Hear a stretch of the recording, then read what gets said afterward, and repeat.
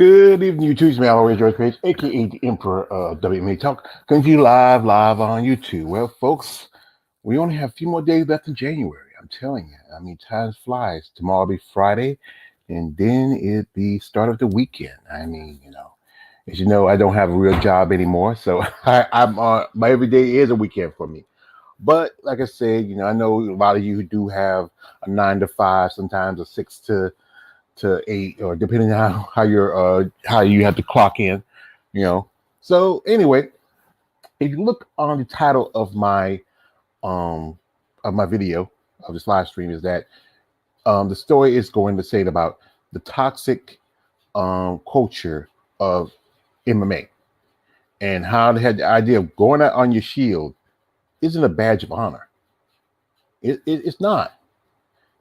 As you know, there was a fight that happened over the weekend that's been a lot of talk about, and that is one person I'm not a big fan of. I used to not call her by this name, but you know what? It's time to call her back the name. Lauren Meth Head Murphy. And she is, as you know, she was a former drug addict. But like I said, you still have those desires and need to be drugs. But sometimes, she clears up a little bit. But, drugs do affect your mind. Even though you're no longer on those drugs, they do have some long lasting effects over you, especially if you use them for a long amount of time. They can fry your brain cells. You can lose a piece of your memory that you might need.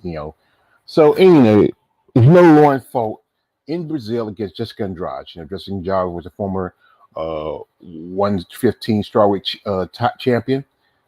She beat Rose Namajunas almost like about 4 years ago, might as well say. Then she lost to Wally Zhang. And then she decided to go up to 125, which did pretty good. She beat one of the former contenders, and that was Caitlin, the blonde fighter, Chikagian, with a body shot, And then she had opportunity to fight for the title, and she got dog walked. I mean, she got dog walked by Valentina. I think this is the worst beating she ever had in her career in fighting. Now, I think other than that fight against her and Mary Renault, but that was like 135, and I think she wasn't technically really much for 135, but it was the division she fought in. And she's one of the few women in the UFC that has fought in 3 different divisions. Some others, I think, wait a minute. Yeah, I think, yeah, because you go with Amanda Nunes has fought only 2. I think Amanda Nunes fought in flyweight before she came to UFC. I'm trying to remember. I don't know. But we all know some of the other ladies that are in the flyweight division were either former 135ers or former 115. The girls who were too heavy for 115 and the girls who were too light for 125. So anyway, Lauren Murphy has been, I don't know, this woman, she's been on this whole little tear about a situation people have been talking about lately. As you know, the fight was in Brazil. And, the problem is the woman don't understand that she got her tail whooped,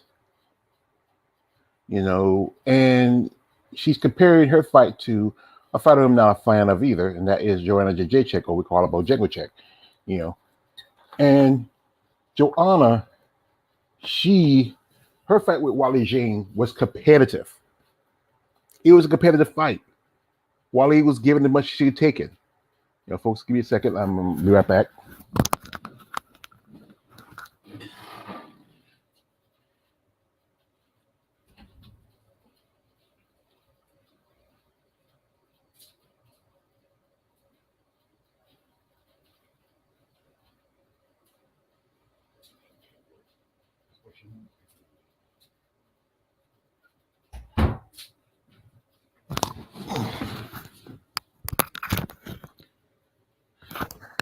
Sorry, folks. It's just a little thing I take care of real quick.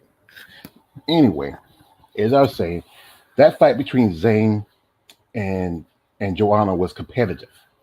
Even though Joanna's head swelled up the size of a watermelon, and she looked like she should be one of those aliens from the old from one of those old aliens movies. Like, there will be others. No, but she was competitive. And the only reason why Zhang won because the judges go with damage. They see damage, You see a fighter who's hurt, beat up a little bit, like a busted eye or like that. And if the other opponent doesn't look as bad, because Wally did have some significant damage to her, but not to the point where it's as noticeable compared to Joanna's. But Joanna was throwing some haymakers. She was throwing. She was also, like I said, Joanna may not have a lot of power in some of her punches, but she has volume, and she was throwing more compared to Zane. Zane was throwing some heavy hitters, but Joanna was just throwing more and being productive. But Lauren Murphy don't understand that. That it's not the fact that you were throwing punches; they wasn't doing anything. I watch, like I said, all you gotta do is go on YouTube. Sometimes YouTube where somebody posts some of the fights on here.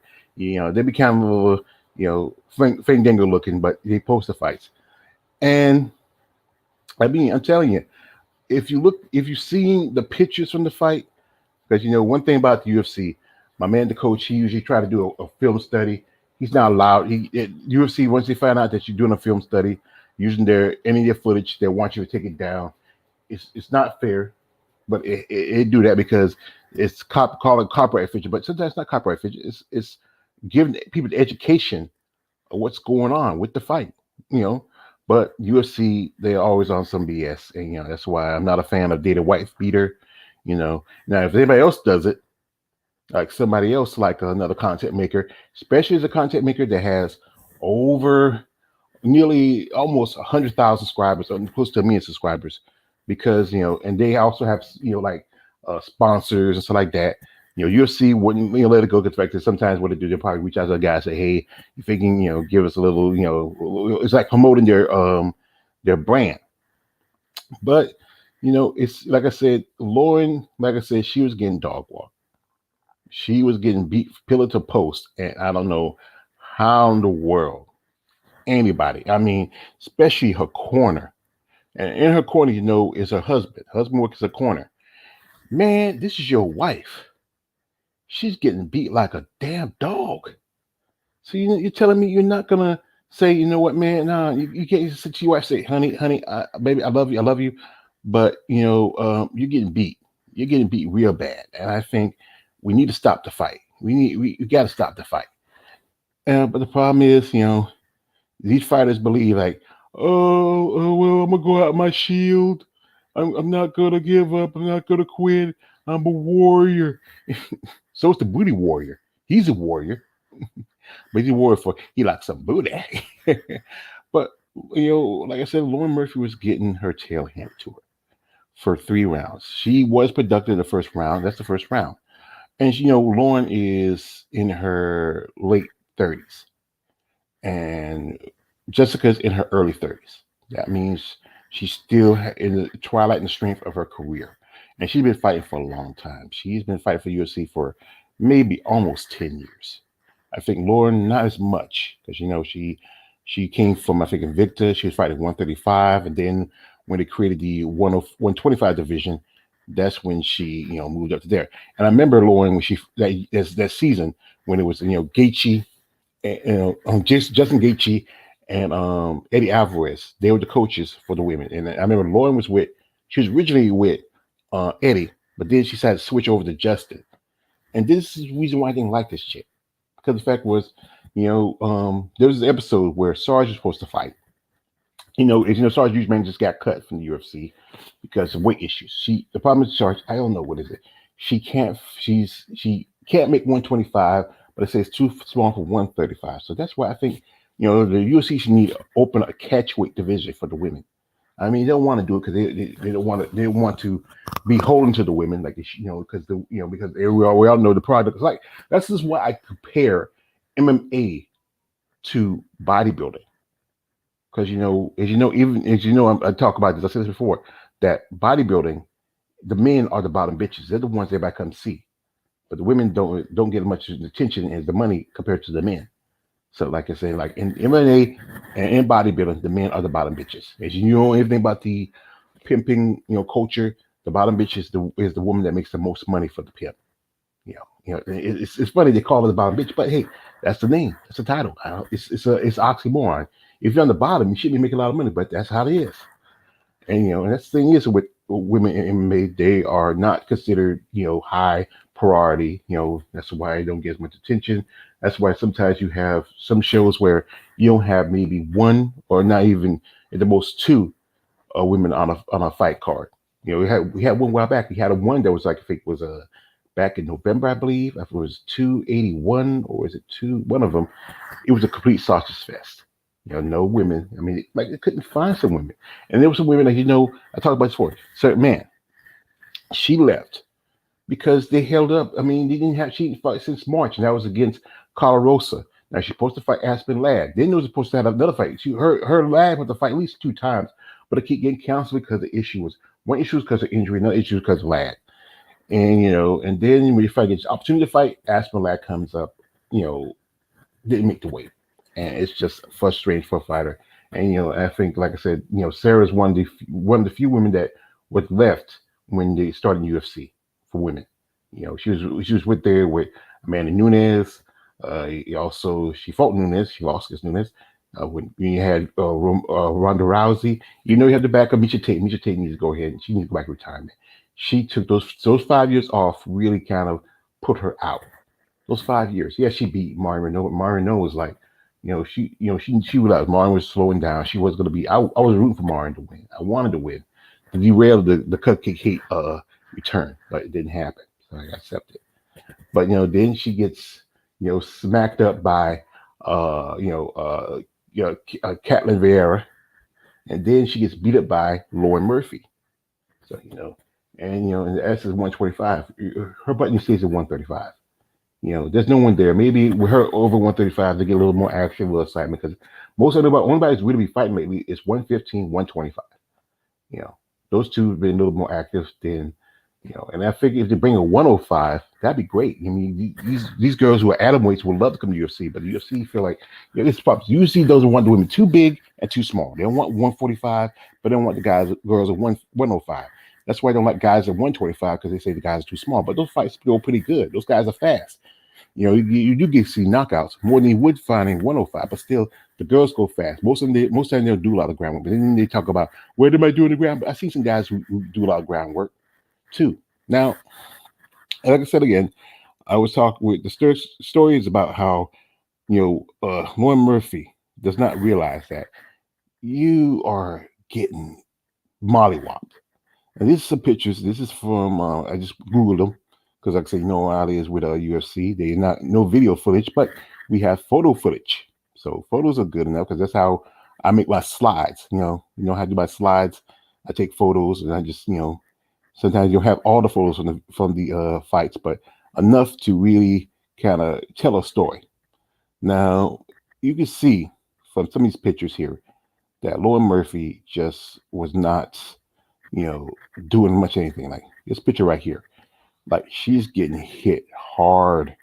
I mean, just a straight uppercut in the nose and in the jaw, top of the lip. I mean, there's some more pictures here, like this one here. You can see, Jessica has a little bleeding, a little cut around the nose, but Lauren Murphy, she's just eating it. I mean, and you can really see she's a bit tired. Like she's trying to, try to get a breath. I mean, if you saw the video, like this one here, her face is getting crushed.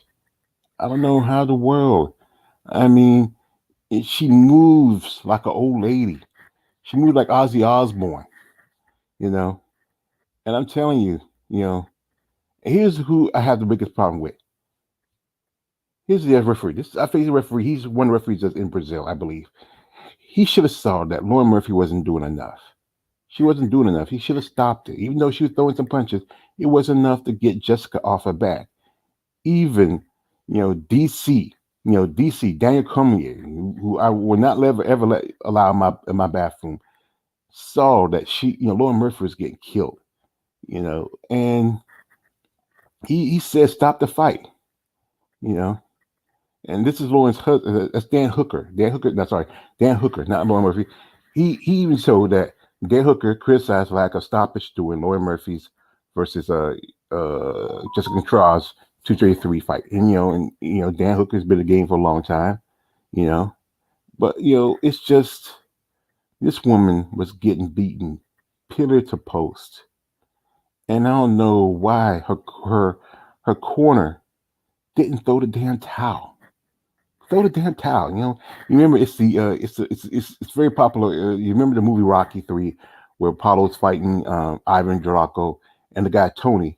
Tony was the corner man and friend of Apollo. He yelled at Rocky. Rocky said, "Rocky, throw the damn towel. Throw the damn towel."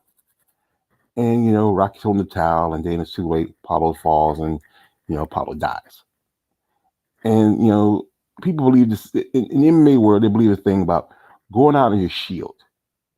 To me, it don't make sense. What this is not medieval times. See, back then, that's the terminology used back in the times when, in in Europe, ancient Europe, medieval Europe, where you had wars, you had battles, knights and soldiers would die, and sometimes sometimes knights were really heavy, especially had armor, and the only way you can they could carry them is like put them on their shields. They have big shields, put them on the shields and carry them off. Back to the to carry them back to the to the camp or whatever they were at. If they lived, they lived. They died, they died. But it's not medieval times. No matter how bad it may, it's not medieval times. Going out your shield is just don't make no sense. That's just the stupidest terminology they use because people like to think about the past. You know, especially white people. They like to say, "Let's remember the Alamo. Let's not forget." Yeah, but then when it's something that doesn't affect them, they don't want to remember it. Like, hey, let's remember slavery. No, we don't want to talk about slavery. I just saw in the news where the Florida governor, uh, Ron DeSantis, I call him Ron DeSantis. He decided to uh, outlaw Black History studies. Okay, so Black history is American history. You don't know that, but we don't know he's a racist. So let's do that. Yeah. Yeah. But anyway, Lauren Murphy, she's all mad that everybody's like on her case about what she said. And she's making references to, like I said again, how at that same fight you had the Glover Teixeira fighting for the title, and in other, also in that fight, Glover he ended his career, and also so did Shogun Rua. They both were Brazilian legends in the MMA, and they both decided to hang up their gloves, and that's respected. That's a smart thing to do. And I think in the fight that Glover was fighting, Herb Dean was one of the referees, and he stopped the fight. Especially when you saw how, that's the thing is, people talk about. We remember a while back when Herb was he was a referee at the fight between uh the Iron Lady Jermaine Duranami and versus Aspen Ladd. Aspen Ladd gets knocked out no more than 15 seconds in the first round. She gets laid out. Then she gets mad because Herb Dean stopped the fight. Herb Dean saw your butt got put to sleep. And it's his job as a referee to protect the fighter from themselves. It's the job of the referee. And that should be the job of the corner. I mean, like I said, I grew up watching boxing since I was a kid, and and I remember watching how the corner man will tell the boxer, especially when it looks like he's getting behind in points or he's struggling. He say, you gotta get yourself together, you gotta push that, yeah, gotta, you gotta, and then there's times where he would say to him, if you can't do this, just quit. I'm just gonna throw in the towel. I'm gonna say the fight's over. And the fight said, no, I don't want to quit. But like I say, you're not doing anything. You're getting your tail whooped. You're getting beat. There's no point you keep on going if you're eventually gonna get knocked out, or worse. You don't want to end up. Some of these guys who keep going these fights and not even with no good defense or anything else end up, with some critical mental, CTE issues. I mean, it's just boxing. But with MMA, you're not just getting hit with a fist.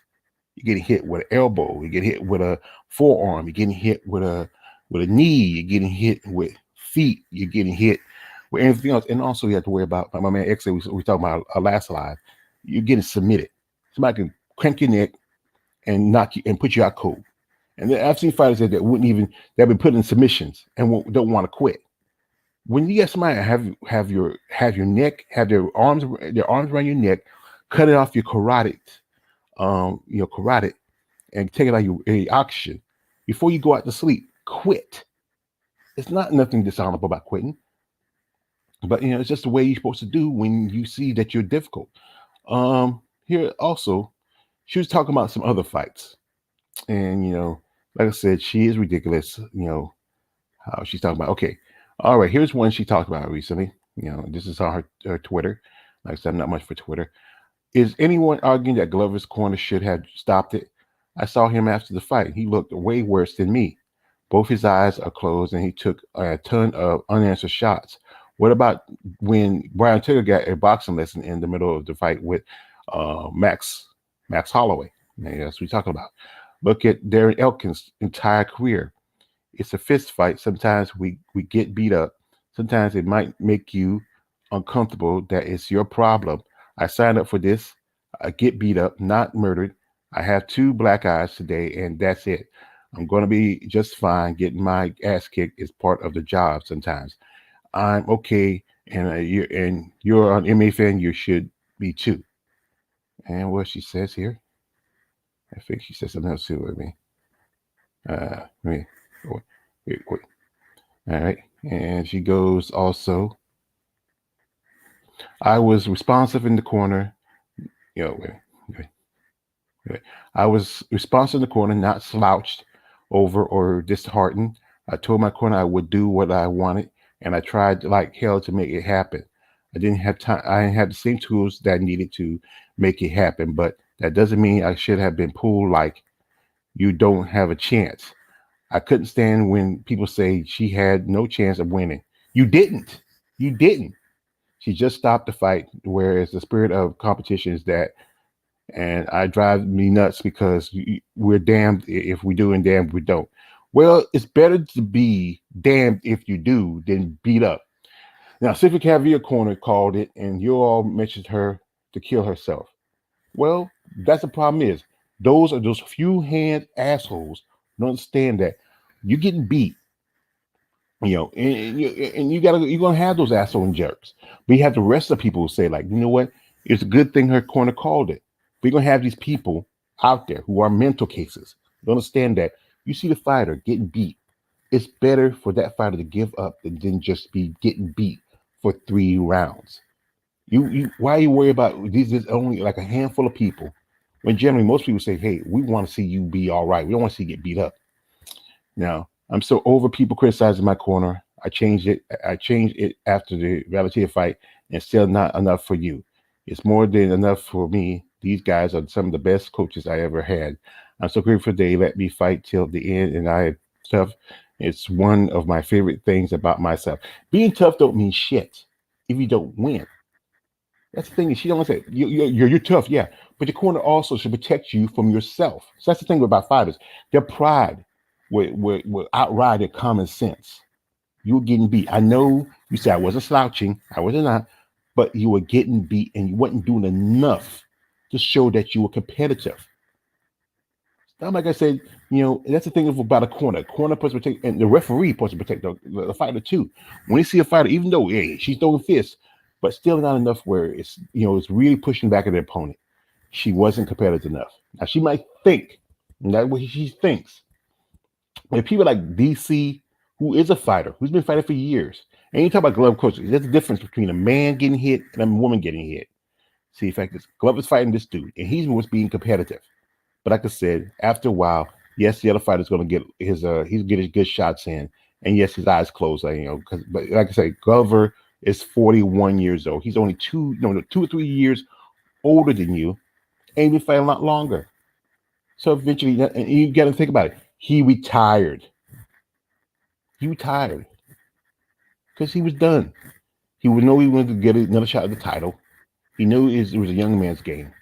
He just said, he threw in the towel. That's a smart thing to do. See, we said these guys, some of these best coaches ever had. Yeah, yeah. tough ones. My favorite thing about myself or me is a job to display my heart to the world. That's the problem. The world don't care about your heart. Heart don't mean nothing when your butt getting handed to it.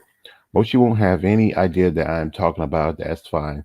Most media and half the fans will find a way to shit on it. We're not shitting on you. We're telling you that you are getting beat, as they have for most of my career. I never let it deter me. Except I think supposed to be deterred. That's Dieter, but deterred. She's having some CT issues. Can't put the word. She Dieter is deterred. You know, is it deterred? Yeah, it's like it might be deterred. Yeah, I don't know how to spell. Me, I don't know how to spell right. Me before, and I know I won't now. Tell you all what, when you guys compete and coach at high level enough, then end up in the corner of a top five UFC fight, you guys can corner any way you want.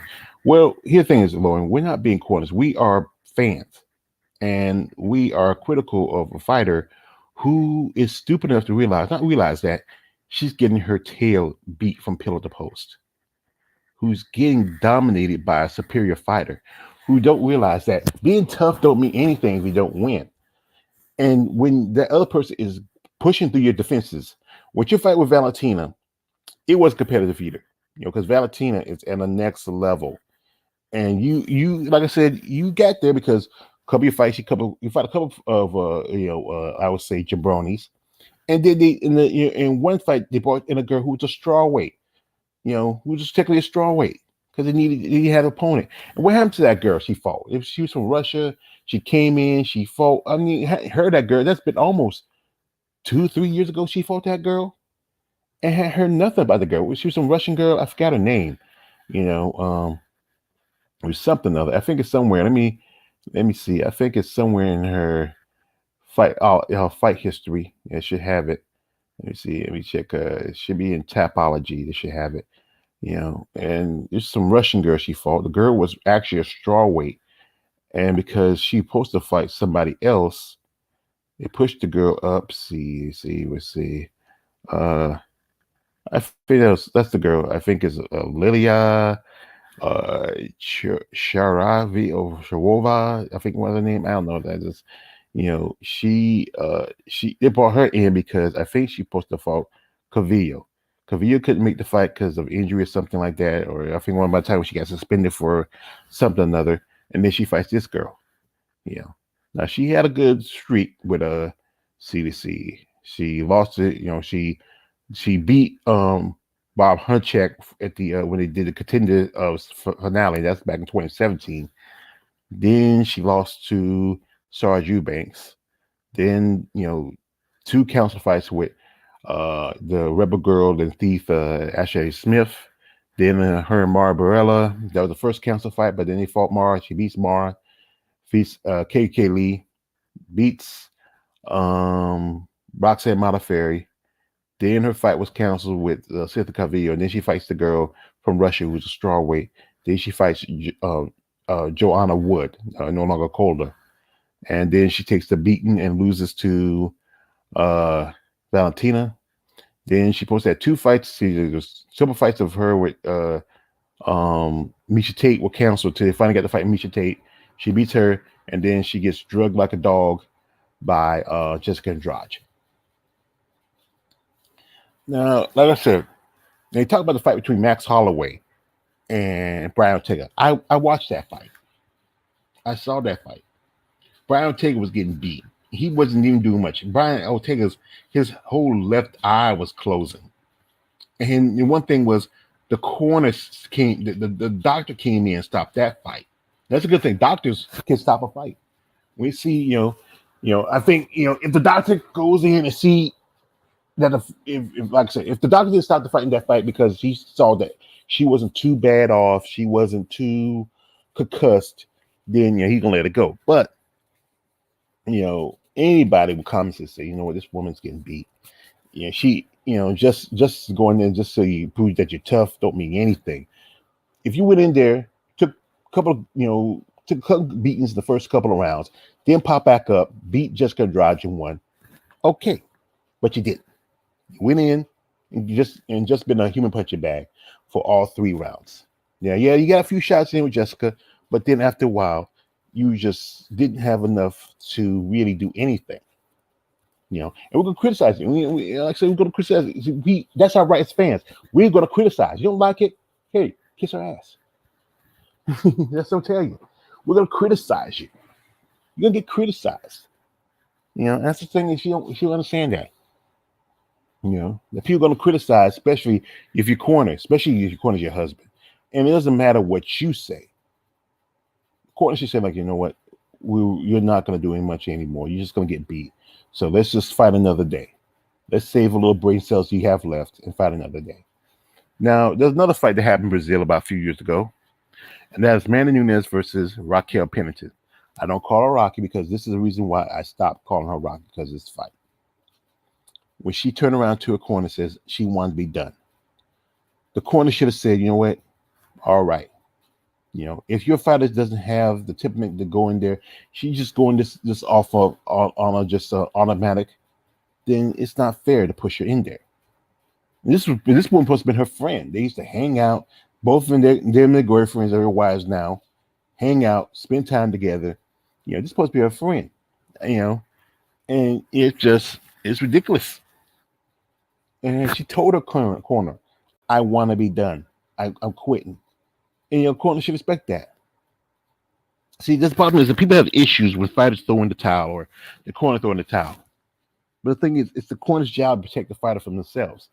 No matter how much that fighter wants to fight, if the corner sees that fighter's having a tough time, it's their job to protect that fighter, because you know what? That fighter's pride is going to outrun their common sense.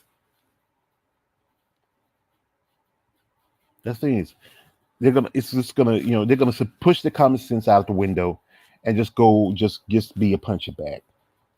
Now, I've seen fights where the corner should have thrown the towel. I've seen fights, but the problem is that either the corner didn't think, oh, well, maybe we'll let him see how he does, and then he might but then so you have a choice. You get beat up or get knocked out.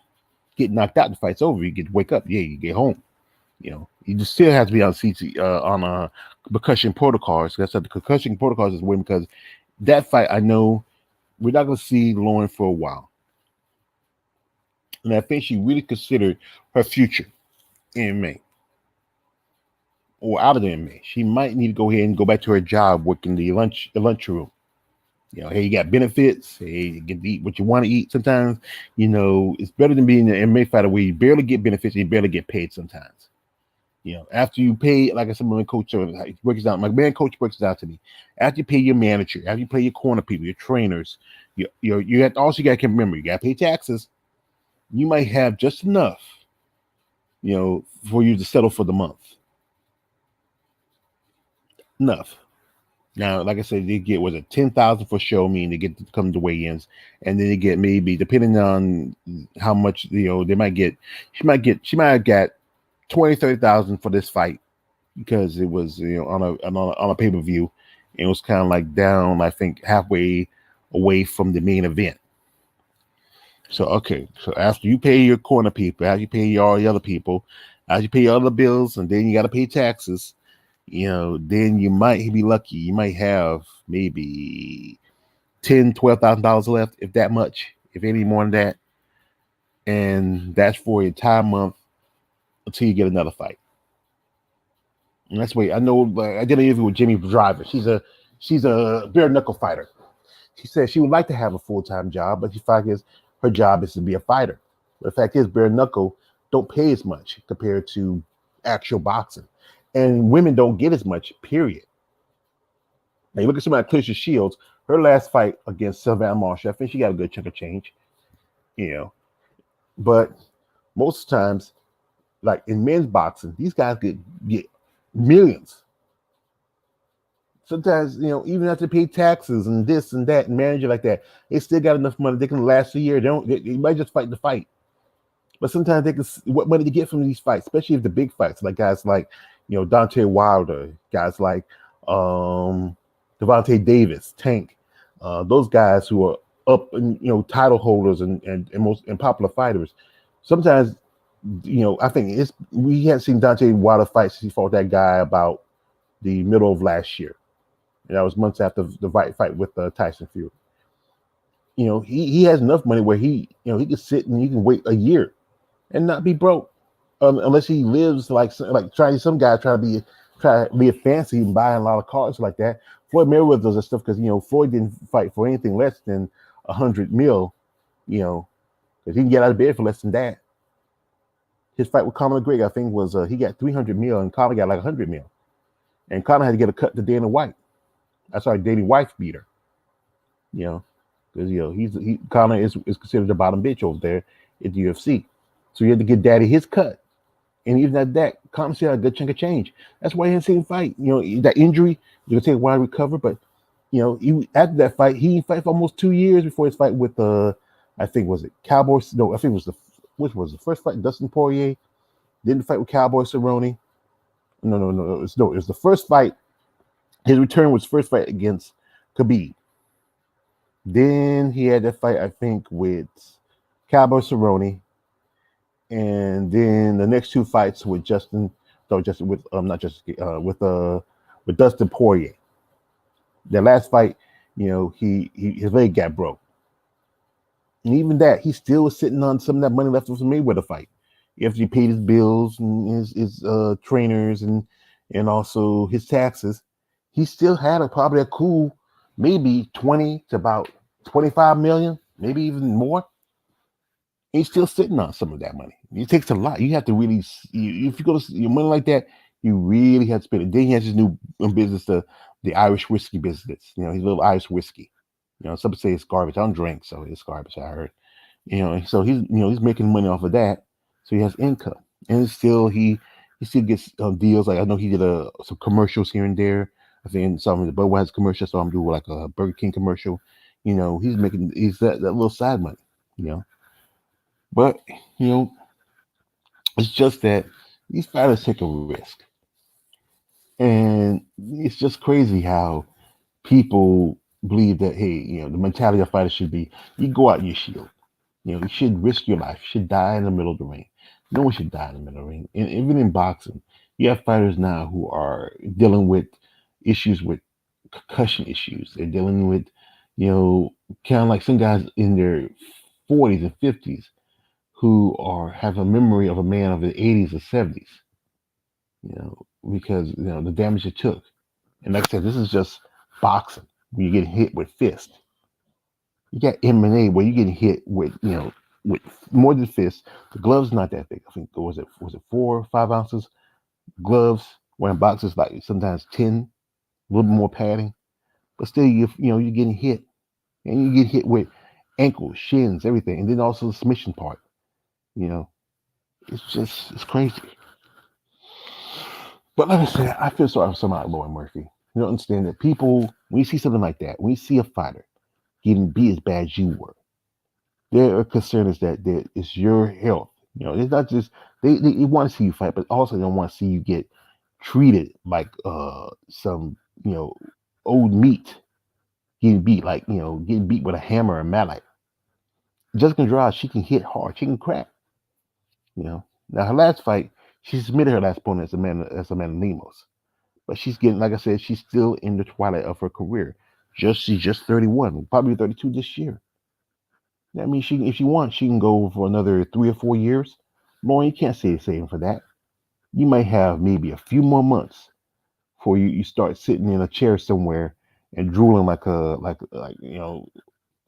drooling because the fact is your brain is all scrambled.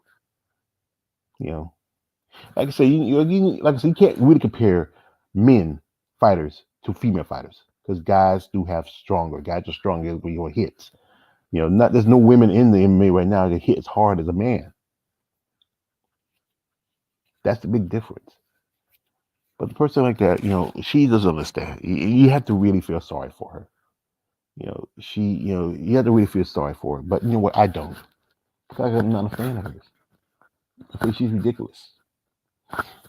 Now, if you've been paying attention lately, as you know, as my brother, the coach, and also my sister, TJ Brown, they're talking about this. Amanda Nunes is not going to defend her title for 135 against Irene Adani. and she is a Creole. That's a Brazilian term for buck dancer. You know, I wasn't really a big fan from the beginning, but now I've become less and less a fan of hers. You know, she does this. Remember her? She posted a photo Valentina a few years ago. We posted her first fight, but then she said she had something with cystitis or something with her nostrils. But then she didn't get the surgery or whatever else, but still had to fight with Valentina. And then the rematch with her and Chris Cyborg that didn't happen because one point because of Dana White beat her, another point because of her. And I think she was afraid that if had the rematch and if Chris had composed herself, Chris would beat her. That's a good thing. Chris probably beat her in the second fight. And I believe it. Chris is a good fighter. You know, she has good hands. She just what happened with Chris was she didn't keep herself centered. She didn't concentrate. She let her emotions take over. And that's the thing is, you got to keep yourself emotionally separated. You got to keep your emotions separate from the fight. She probably could have beat Amanda Nunes. I think she probably would have, but she just let herself go and just instead of just situation maybe pushing back off of her, maybe try to get herself together. It happens. I was kind of disappointed. I was really disappointed. I wanted her to win, and now you have a champ who's a chump.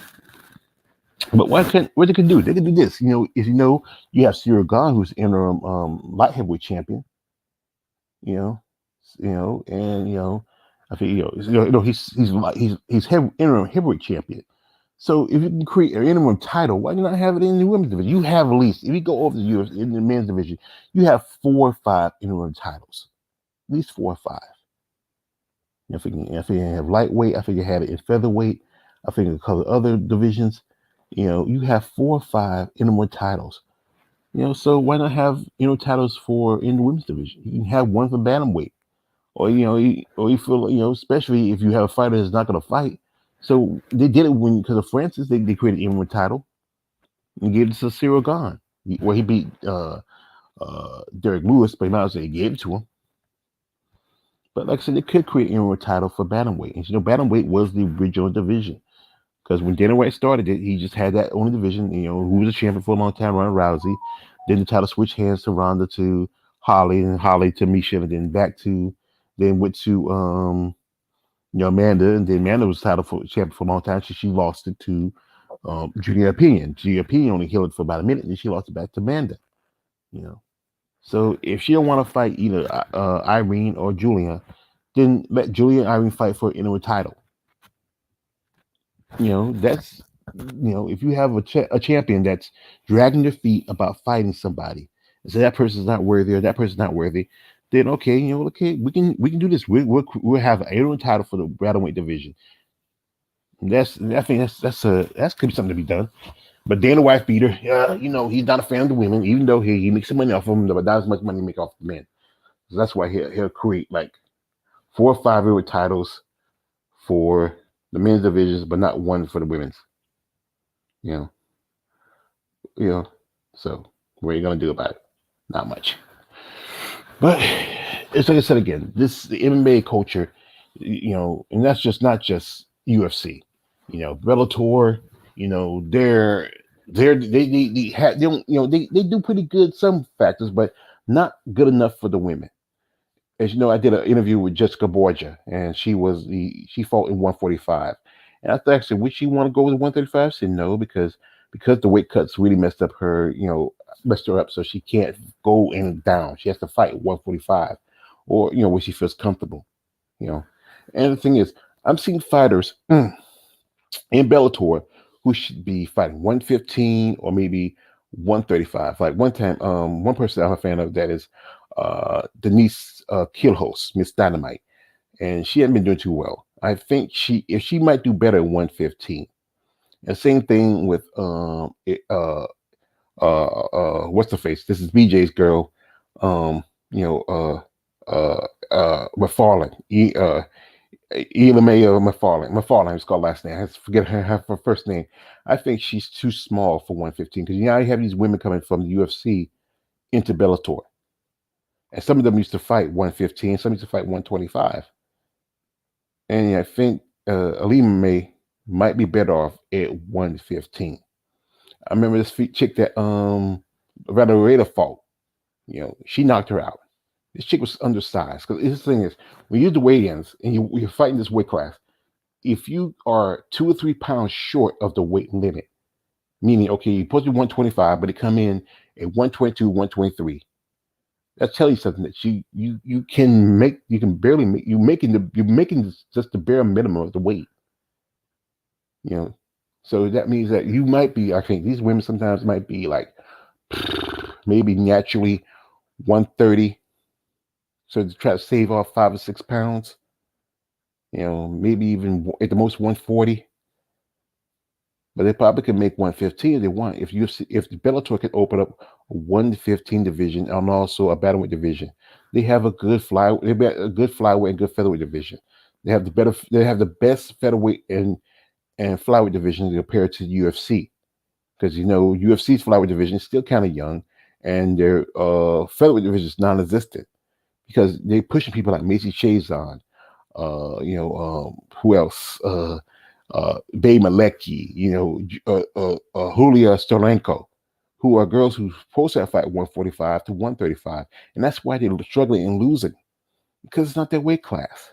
Those are big girls. That's why Leah Lexon's left and retired because she even though she wants to fight, she's not meant to be a 135er. She does not. She's a natural big girl.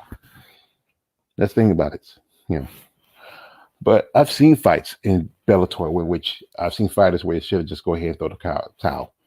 Now, I don't remember all the fights. Like I said, Bellator, most of the guys over Bellator are not really household names, and many of them are guys who used to be household names like, Rampage and, or King Mo or, Chill, Nut Job, those guys. Because, Bellator is more like the retirement home for your MMA, kind of like an AEW. AEW is a retirement home for a lot of old WWE wrestlers. You just saw, Sasha Banks. Now she's gonna call herself Mercedes. Went over there. People like Johnny Moxley and Chris Jericho and those other guys, because their careers were just sliding. They wouldn't get much attention, so they go somewhere. That's why AEW was created. It was created for the guys for the guys who are has-beens and the guys who are never has-beens. Never get too far in their careers. Mostly a lot of independent wrestlers are in AEW, and it's good. Some people. I'm a big Jade Cargill fan. I think she's an amazing body, great lady. People like Thunder Rosa. I follow her. People like let's saw Sky Blue. If you know who Sky Blue is, she's young, nice, tight little fit little body, nice little booty, and some other wrestlers that from mostly a lot of them are either former, like you have Brian Cage who's at Impact, who's over there at AEW, and a good amount of the ones who are mostly out of the independents. Though those you don't recognize, like or you might have some people that recognize like Orange Cassidy. I see some stuff on Telematch.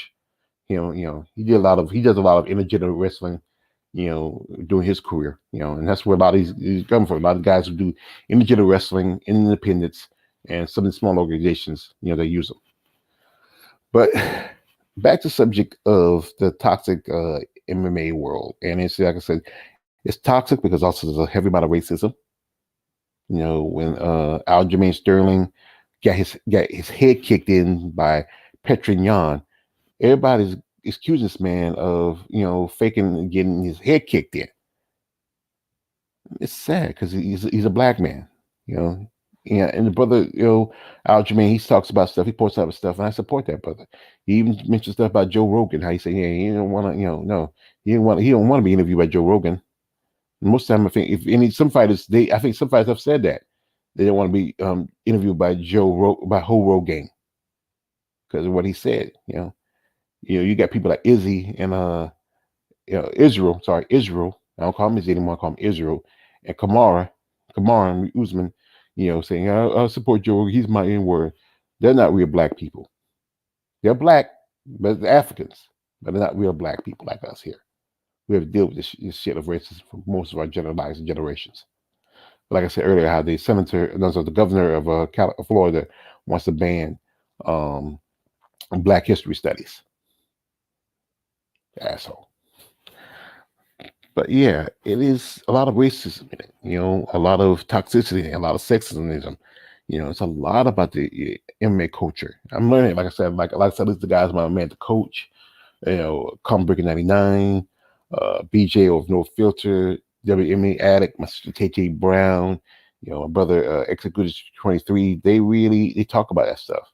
And like I said, I'm relearning. Like I said, my stuff is about bodybuilding stuff I talk about, and they tell me they respect my stuff because they follow and listen to it. I remember coaches coming at a few times, and with my live streams, and I appreciate it. XA comes in about every other day when I do a live stream, because they tell me they really learn something from what I'm telling them. I learn something from them too when I listen to their stuff. Now back to Meth Head Murphy. How long think she can fight? She's 38. One more year, 2 more years. I don't know. I think she should really consider her future. Now she can be a trainer, a coach. A lot of the mediocre fighters end up becoming good trainers and coaches. It happens in boxing quite often. There's some fighters that were never top notch champion level fighters, but they were good coaches because they seen and fought the best and see what it takes to build a good fighter. You understand? You know, they use their experience to teach that next level, the next generation of fighters. So, but I think she has the mindset of patience to be a good coach or a trainer. You know, like I said, she can always go to her jobs, work in the lunchrooms. Ain't no more green beans. We all got is mashed potatoes. That's she could do that.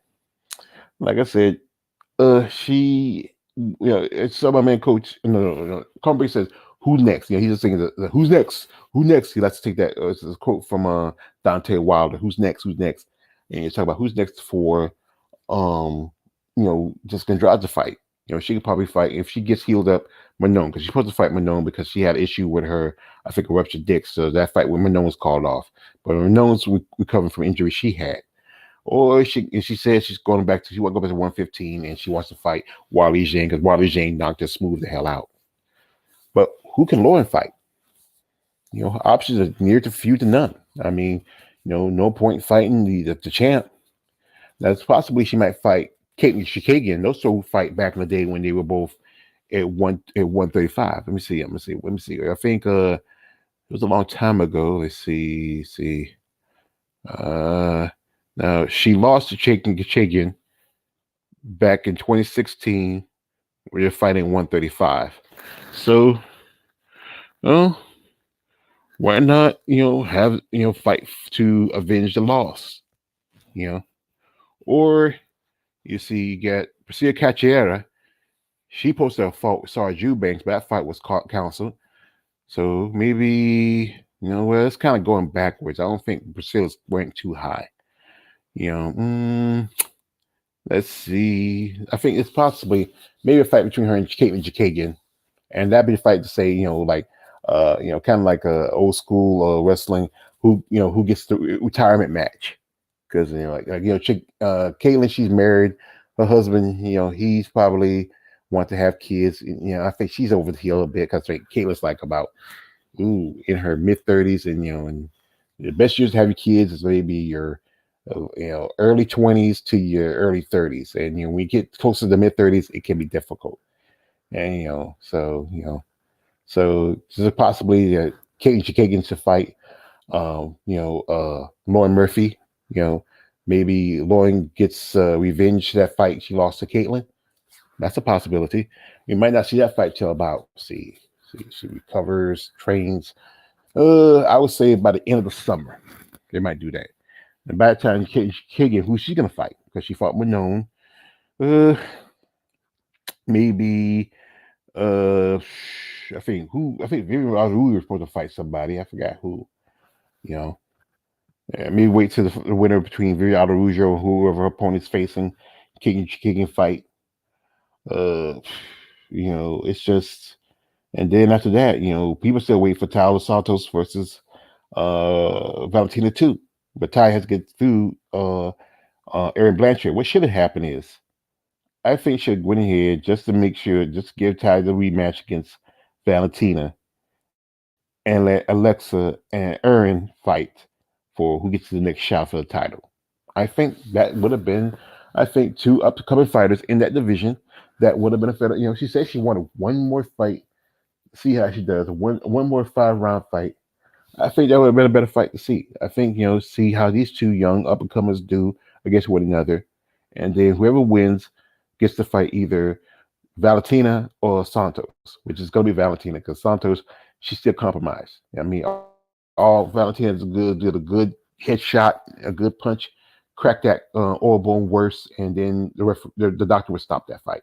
Referee would stop the fight. But like I said, and I think Talia, she's kind of worried about doing surgery. I can understand. Me personally, I know I have an issue with my shoulder. I got a tear in it. I don't. I mean, my doctor talk about doing surgery, but if I do surgery like that, I'm gonna need somebody to come in and help me out. I might have to get a CNA, something like that. And, I can't drive too much. So I have to take my car and park to my sister's house because where I live at, my car doesn't back up, so I have to park it away so I can be able to get in and out. So I have to park at my sister's house. So and stuff like that. It's a lot of stuff you got to do. Oh, it's a mess. But I think that probably been a better fight. Aaron Blanchfield versus Alexa Grasso. And go ahead to the immediate rematch between Sally Santos and Valentina Shevchenko. That would make sense. And then the winner between Aaron and Alexa gets a shot at whoever wins, which is going to be Valentina. Whoever wins that fight. Because right now, Valentina, she's chomping at the bit. She don't want to be like someone like Amanda Nunes sitting and just not taking fights or just try to skip fights. She wants to stay active. But the problem is she has no real competition. Everybody's too scared to fight Valentina. There's cowards at 125. Everybody's too scared. Other than Talia Santos, everybody's too scared. They're scared. Like I said, Valentina is Baba Yaga, not the boogeyman. Baba Yaga. Remember in John Wick, Baba Yaga is the one they sent to kill the boogeyman. And and you remember Valentina fought the Boogie Woman for the title, and she beat the Boogie Woman because she beat her 3 times back in Muay Thai. But everybody's too scared. They're too scared. They're just scared. Valentina's like Candyman. You go Valentina, Valentina, Valentina. She pops out of the mirror and choke you. But like I said, that's the possible fight they should have went ahead and gone with. Valentina versus Santos 2. Blanchfield versus Grasso. Whoever between Blanchfield and Grasso wins gets the fight. Whoever wins that fight, which is going to be Valentina.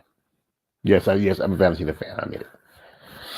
So, what is to do in the UFC? What is to do in MMA culture? Well, you can't change too much of it because it is a culture that, MMA really stemmed from the fact it was black people dominating boxing too much. And white people needed a fighting organization that they feel like black people won't dominate it. But right now, starting to dominate that. Just got another, Jamal Hill became the fifth black man to hold the 205 title. Jamal, DC, John Jones, Sugar Shaw Evans, and Rampage. You got Aljamain holding I think it's the bantamweight title. You got Leon Edwards who beat Kamar Usman, for the welterweight champion. Now, except for the other divisions, they're still white dudes. And you did have Francis Ngannou holding the heavyweight title. Like I said, at one point you had 3 Africans holding 3 of the biggest titles in the division with Usman, Adesanya, and Ngannou. 3 Africans. At one point holding 3 of the biggest titles in the UFC. And then plus you count Aljamain as a Jamaican. He's actually from Jamaica. He lives in the US, but he's Jamaican. So, that's 4 brothers, 3 from the motherland, and 1 from, from Jamaica, holding some of the biggest titles in the UFC. I guess the other guys, But I think some of those divisions, I don't know. It's just about, I think, don't give fighters, especially black fighters, an opportunity to climb up like they should, because it's prejudice. And now you have the possibility again, for recounting both Cyril Gahn and John Jones, both being black. Cyril's French, but he's still a black man.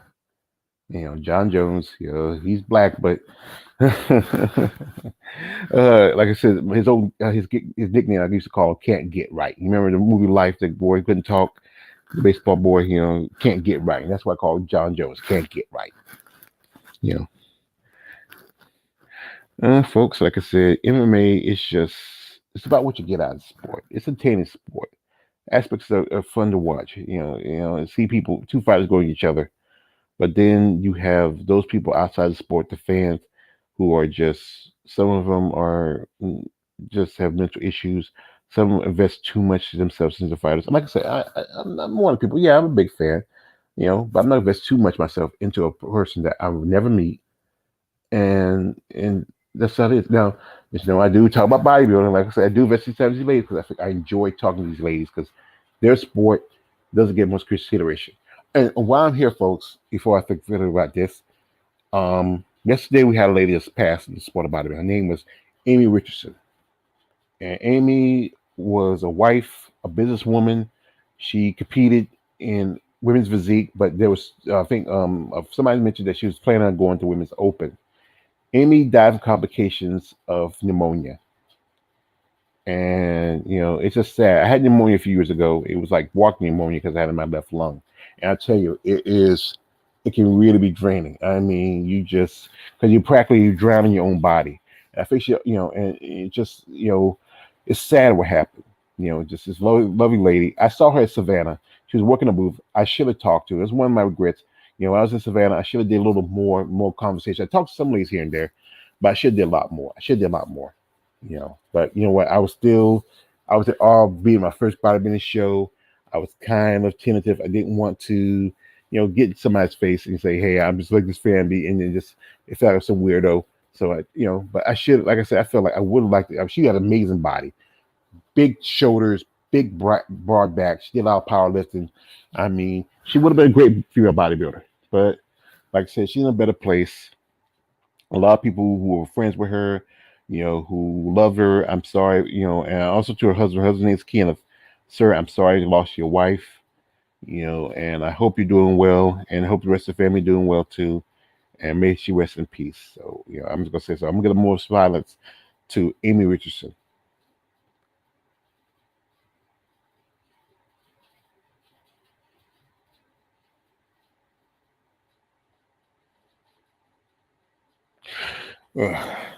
Thanks, folks, for letting me just take this off my chest. Well, I won't be on it too long. Like I said, I just want to talk about this because everybody's been talking about it. My ex been talking about it. My sister Tay Tay been talking about it. My man, the coach, been talking about it. Colin Breaking 99, and all the others who do MMA content been talking about it. So, and if I say like this, I do most of my content is on bodybuilding, but also I do content on MMA. And like I said, I said again, I see similarities between women bodybuilding and women MMA.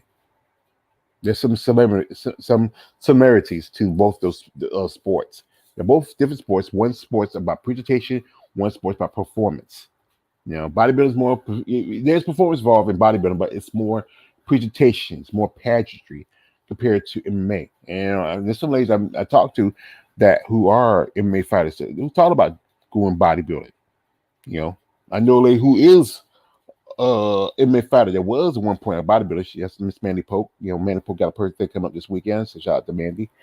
And she fought in MMA. She's not fighting right now. She has no fights coming up, but she also was competitive in bodybuilding. Also, one lady who did mixed martial arts, and who did combat sports. One of my favorite bodybuilders, Jay Fuchs. She did Muay Thai and boxing, and eventually she switched over to bodybuilding. It's just these ladies have a passion for this sport, be it bodybuilding, be it boxing, just combat sports in general. They have passion for it, and that's why I like to talk about this. Right now bodybuilding is kind of quiet. Other than some rumors here and there about the season coming up. So few shows. They added 2 more shows to the list. Rise of Phoenix got added on, and also there's the Garrett Udick World Masters, but that show is not Olympic qualification. But what did she do instead of getting this? That show you could take. You have age class. We have masters who have age classes, and sometimes you might have some competitors compete in 2 or 3 age class. As long as you have, if you like this, if these pros have to pay like they're amateurs, then treat it like an amateur show.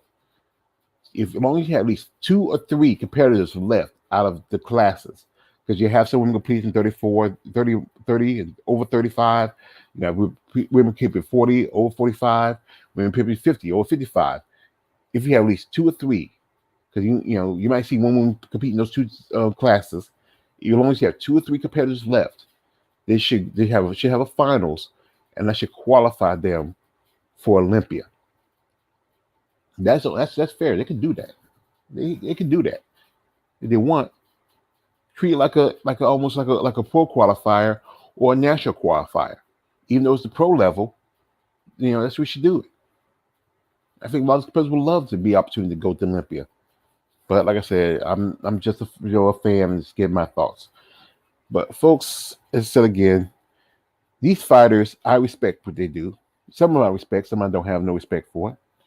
But understand this: when we are watching you getting beat, it's in our human nature, especially when it comes to women.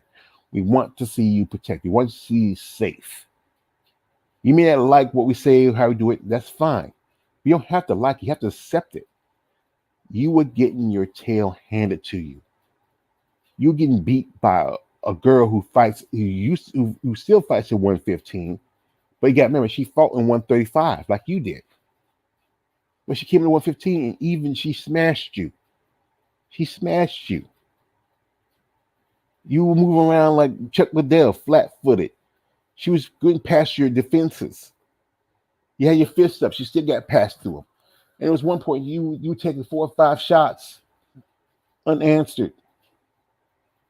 I know you weren't slouching on your table. I know you wanted them, but you get some damage. You may not see the external part, but there's some damage internal. And I think it's to the corner. I understand you want to support your fighter, but at the same time, you got to protect your fighter from themselves. When you see a fighter in a difficult situation, throw the damn towel. Throw the damn towel. Their pride overranks their common sense. You're supposed to be the people, they're supposed to be smart. I'm saying you want to support your fighter, but then we see them going through something difficult like she was. Especially her husband sitting there. You think we're wrong by saying this? Go find it. But these are people who have the right. I forgot. This is supposed to be America. It's supposed to be America. Have the right to say something. You have the right to say it back. But the fact is, realize something. Your fight was not as competitive like the fight between Joanna and Wiley Zhang. That fight was competitive, and yes, Joanna looked like she should be, the leader from the Hulk. The leader. He wasn't in the movies. He's in the comics. He's one of Hulk's villains. He had the big head. But she was competitive. She was still throwing punches. She's still doing damage.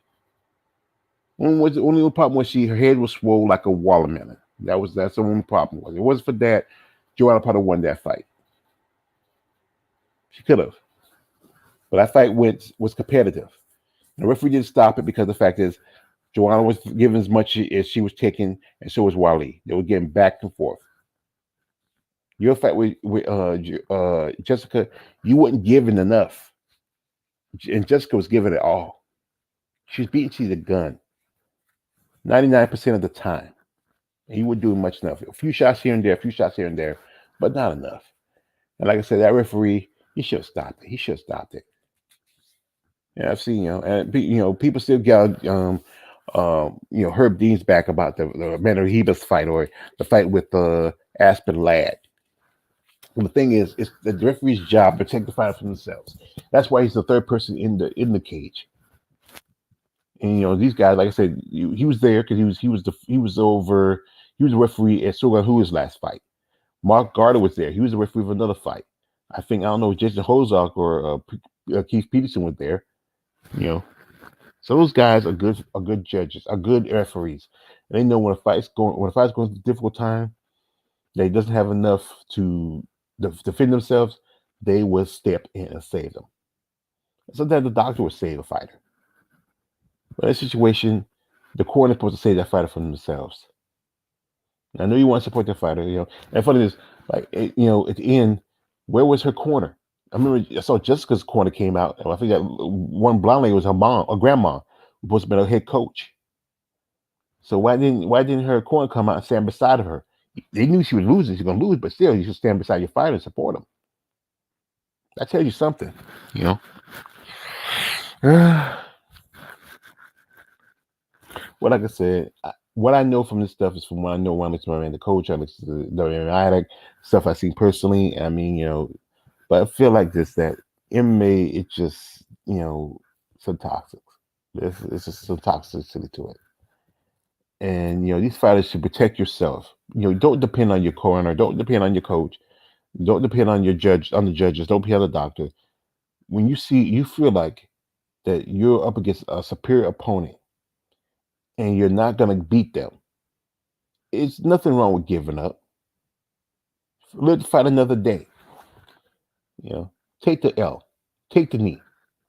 Yeah, man, card cap, take the knee. Well, folks, like I said, I'm gonna go off because about my bedtime. I had a busy day today. Went to work out, did a little shopping. Had to go pick up my rider. Work on some, got some video coming up for tomorrow. I got my interview coming tomorrow with the lovely Lisa Elizabeth, a lovely lady from the UK. We get to, like I said, she lives in the UK, so we have to, set it this afternoon, tomorrow afternoon at 12. It's going to be like, I think it's 5 hours between the UK and the United States. So 12 here, my time, 5 her time. She saw it. We're going to have a good time. We're going to talk, conversate. Our video interview on Tuesday was short. Couldn't really get a good conversation. I like doing long conversations when we can have a good back and forth. We can talk. When you have a limited amount of time, you just can't really. You try to squeeze as much you can in that limited amount of time. So that's fun. But I would like to do some more interviews with women in mixed martial arts. Like I said, it's been a while. So I think last interview I had was bare knuckle fighter Jamie Driver. Would love to interview some more ladies. I know they're kind of tentative about doing interviews because I know I reached out some women a while back, so they got to talk to their managers. And the managers can be pain in the asses. They don't understand that. Especially, hey, who knows you're not. It's not like your fight's gonna be on Luke Thomas or Errol Nozwani or any of these big MMA content makers. You know, news reporters. It's just guys like me, small YouTube channel guy like myself, who has over 1,000 subscribers.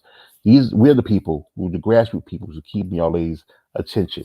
Like I said, I got to interview 2 women who were in the EDC, one still in the EDC. The lovely Sarah Alpar, got to interview her. And then I got to interview Lupe Goyedes just before she got in UFC. And I love to interview more ladies in MMA. But also, I think I'm happy with the interviews I got with the women in bodybuilding. I got, like I said, I got one coming up tomorrow. I got another one coming up this weekend. And I just, like I said, I enjoyed, just really enjoy talking to these ladies. And just even people like Misty Marks, who I interviewed, I think, last week, and who's in wrestling. I just love, just hearing your stories. You really inspire people. You don't think about it, but your stories can really inspire somebody who has a passion for the sport of be it bodybuilding, MMA, wrestling, boxing, and you just tell your story and get people to say, you know what, me and this person shares some similarities. Not much, but enough. Well, so folks, I'm gonna head and hit the bed. Got some things I gotta do in the morning. Uh, uh, it's been a long week, but it seems like it's about over. Yeah. But like I said, once more to Meth Head Murphy, girl, get your shit together. Realize you have so much life left, and you don't have not much life left in the sport of MMA. You need to move on. You need to focus on other things. You need to focus on something else. And like I said, I think more likely, if you lose another fight, they're gonna cut you. They're gonna cut you. UFC gonna they want to bring in fresh blood, and they want to bring in fresh fighters. They want to keep the old fighters around because Dana he's sexism and he has ageism. He don't like women too old. He don't like women who just don't fit his idea of what they want to see in MMA because he's catering to his fan base, which is white males between 18 to I think 35, 40, I believe. And most of those guys like to see younger girls, attractive women. They want to see more of them and less of the hard looking chicks like you, Lauren Murphy. But like I said, man, like my man, Rick James says, drugs is a hell of a thing. Cocaine is a hell of a thing too. Anyway, folks, like I said, I'm going to be out. I want to wish you a good night, a good rest of your weekend, and I really appreciate y'all commenting here, coming in, comment, subscribing, to my channel, supporting my content, and share this stuff. If you know a lady who's an MMA fighter, share this interview with her. Share this live stream with her. Sit down and get her thoughts about what she feels about the MMA culture. Is it toxic to women? Is it toxic? Period. Just really get the feel of it. And ladies, like I said, if you follow me on my channel or you are, you're interested in doing an interview, you can catch me in my IG, all the rage George page. That's my IG, and it's in my you go to my page, my account, my channel. You can find it there. You can click it, leave me a message, and if you're serious about doing an interview, let me know. And also same thing with women bodybuilding. If you want to tell your story and you want somebody to share it with, I'm happy to share your story. So anyway, folks, I must say I'm gonna wish you adieu and a good night. I hope you enjoy the rest of your upcoming weekend, and much respect. And reach me on always yours page, aka the Emperor of WB Talk. Like, don't like, subscribe. I'm out.